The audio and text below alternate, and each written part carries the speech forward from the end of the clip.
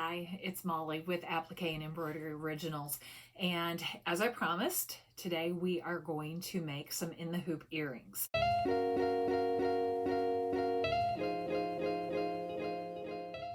I know that lots of you have had questions about the earrings and you don't quite understand how they're made.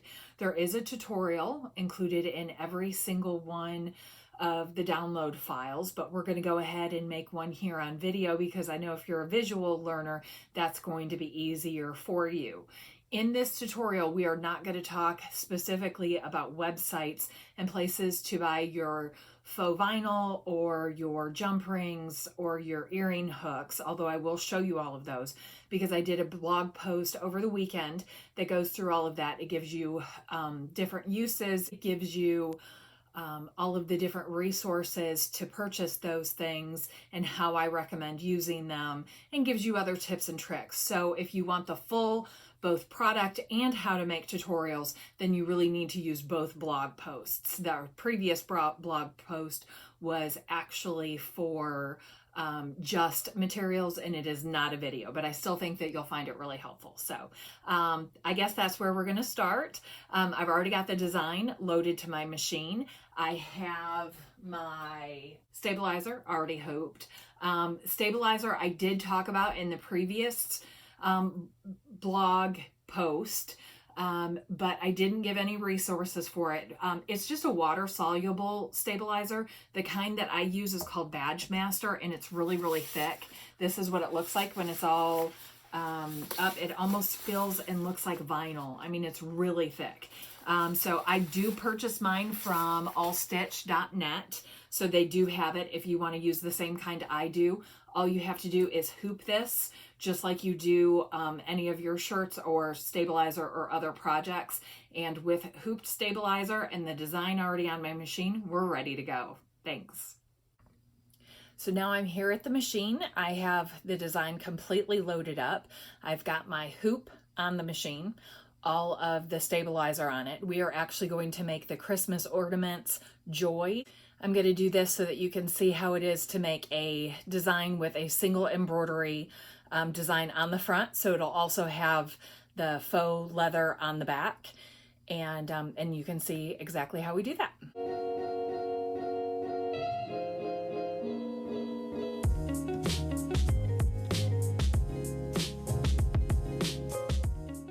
As you see, we start with a placement stitch just like you do in any applique.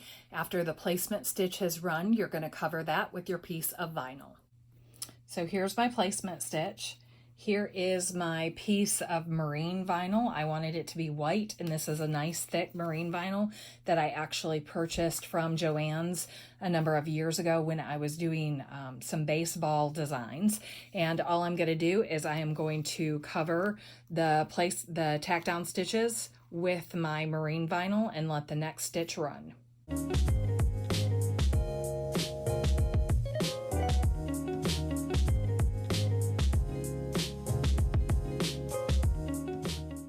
After the tack down stitches, there is a finishing stitch or a bean stitch. I have this added into the front end of the file for two reasons. First, if you decided that you didn't want to put a back on your design, then after the word stitches, you can just stop and be done and skip that last stitching, which is for the back of the design. So it gives you an opportunity to end early if you want to. Also, I like a really thick bean stitch, and by doing the bean stitch twice, both for the front and for the back, it just gives a little bit bolder of a look on the front of my earring hoop. If you didn't want a bolder bean stitch on it and you were adding a back to your earring, you can go ahead and skip manually on your machine to the wording, but I'm going to go ahead and let the bean stitch run now. Hopefully you're still with me and I haven't lost you yet, because when I keep telling you guys that this project is so simple and so easy, it really truly is. So now you've got your bean stitch. So the next thing that we're going to do is we're going to let the word run. And in this case, I decided to sample the Joy design. So we're getting ready to let Joy run on the machine.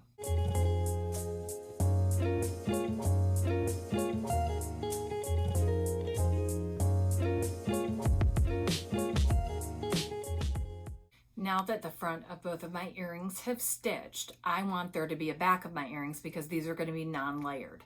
With all of these Christmas word designs, you can do a layered option. I've included files so that this can be the top piece, and then you can have another decorative layer of earring behind it. But since this is going to be a single earring, I do want a back on it because I don't want anybody to see the back of my earring, and I'd rather it be a nice finished piece. So all that you have to do now is put this back on your machine, and your additional piece is going to go on the back of it. You can tape it on. You can use the pink tape. You could use painter's tape. You could use any kind of tape that you want, or you can just hold it in place, which is how I do it. Hold that in place and let your last bean stitch run.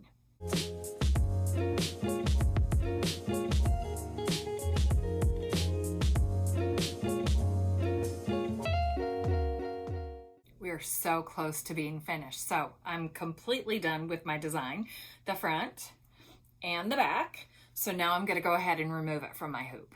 Okay, so now I'm getting ready to remove it from the hoop. I'm going to take my small scissors and I am going to cut the little jump stitches between the O and the Y, just because they're not very pretty to look at. I'm going to remove it from the hoop. You can see that my stabilizer is still on there. I'm also going to clean up any little tails from the back of it with my little scissors, just to try to give it as clean of a look as possible. Usually when it's tying off and cutting, there is a little bit of excess thread back there, but it's not too bad. And now I am going to take my scissors and I am going to cut around the design. I usually start with the pointed end just because it's a little bit easier to get a cleaner start and finish. And I'm going to go around the design very carefully. I have found that if you try to use long strokes with your scissors, it's a cleaner finish and it doesn't quite look so choppy.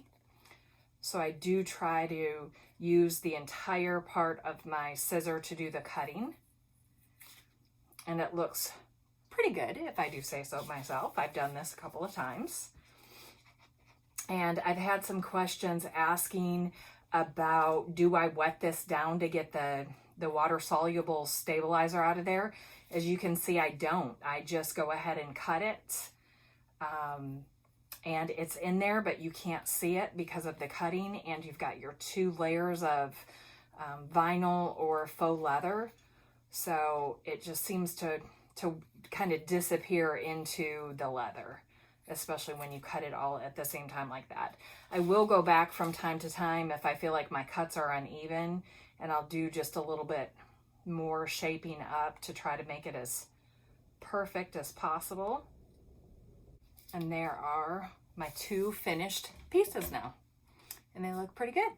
So next, what we're going to do is we're going to use our hole punch. This is my hole punch. I bought it at Michael's. I used my coupon. You can see it is, just a hole punch. It has different sizes available for it. I found that I use the biggest size of this one. I think it depends on what kind of a hole punch you use. This one came out of the jewelry department. If you're using one that's made for something else, like belts and things like that, it might be a different size that you'll need, but you will be able to play with that and figure out which size works best.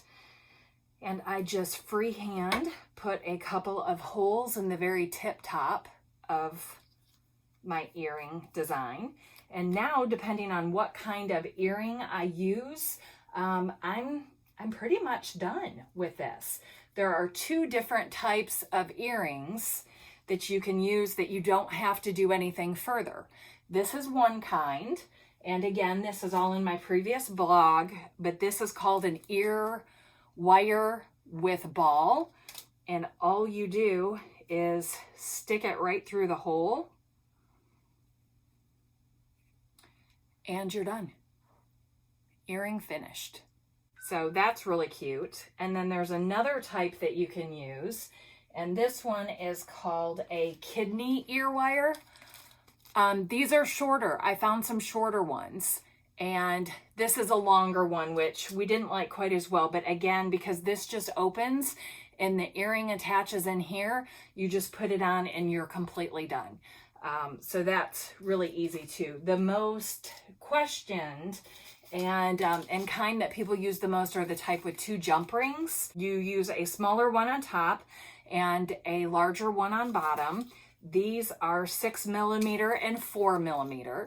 And again, you can see those in the previous blog post. And I'm going to go ahead and show you how to use these with a short fish hook ear wire to finish up this set of earrings that I'm making. Okay, we're back again, and I tried to give a little bit of a different angle. I am videoing by myself, so it makes it a little bit harder for you to see everything. But what I have done here is I have taken the smallest jump ring, and I have 2 pairs of pliers, and you just take that jump ring and you open it up. And you are going to insert that open, larger jump ring directly into the hole that you just made with your leather hole punch. Once it's in, you are going to take your 2 pair of pliers and you're going to close your jump ring. I was told and taught that the best way to make sure that that jump ring stays closed is to rub them together. The other thing that you might find at this point, depending on the size of your jump ring, is that you might need to trim the very top edge of your earring a little bit, just to make sure that that jump ring has enough room to move and that it's going to swing as it lays on your ear. Then I'm going to take my smaller jump ring, and I'm going to do the same thing. I'm going to open it up. I'm going to put the earring that I've already done on it. So now I'm holding the open jump ring, the smaller one. It is through the larger one. And then I'm going to take my fish hook earring and I'm going to slide that onto the smaller jump ring. And I'm going to take my pliers and I'm going to close it, and I'm going to go back and forth with it until they're rubbing to make sure that it's nice and tight and there's no gaps. And it's done. Okay, you want me to do the next one? We'll go ahead and do the other one on camera so that you can watch it for a second time and that you don't have to rewind our video. So I'm going to take the larger jump ring, my 2 pairs of pliers, going to open, insert it through the hole, and close it. Again, I need to trim the point off just a little bit, just to make sure that it's got room to lay.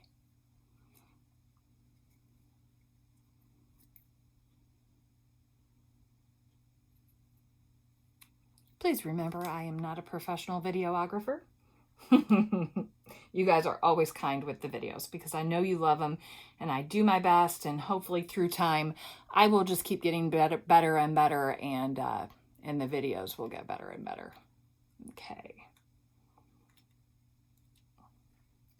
Sometimes I have to hold the jump rings down by my body to keep my arms still enough to do it. So I've opened up that smaller jump ring. I'm putting it on the larger jump ring. Then I am putting my earring on. And you might be wondering why the 2 jump rings. If you did not use 2 jump rings, it would lay the wrong way. So when you have the 2 jump rings, then it lays forward instead of to the side. And that's it. And that's it. Do you see how easy it is? And they're so cute. These that I made are 2.5 inches big. They're kind of big. Some people might not want them that big. I love them. I think the 2.5-inch size is perfect, but I can also see someone with a short neck like me might want to do the 2-inch size instead, but it's just whatever your personal preference is. Also remember that all of these files do include a blank back so that you can do a layered look. And I just so happen to have an example of the layered look. These are the Joy earrings. I used the 2-inch size and the 2.5-inch blank so that I had a 2.5-inch size overall. But you can see how it just gives you a little bit different of a look. With the layered earrings, I don't finish the back because even if the earring happens to flip, you're going to see the back of this earring, and I was okay with the way that it looked. So again, with so many of the things that we do in embroidery, it's just all personal preference. So it's 2 different looks. You can see how easy it was. I think that the stitch time, even with my cutting and putting the jewelry on, was maybe 15 minutes. These are going to be great for teacher gifts and holiday gifts, and I already have plans. My neighborhood is doing a Secret Santa. Everybody's going to know it's me because they're going to get earrings and all kinds of stuff made in the hoop. Hopefully they love it. If you have any questions, please drop me a note. Visit the Facebook pages. Let me know what questions you might have or if there was anything that I wasn't clear on, but I do hope that you found this video tutorial helpful. Thanks, everybody. One last thing before I go that I almost forgot.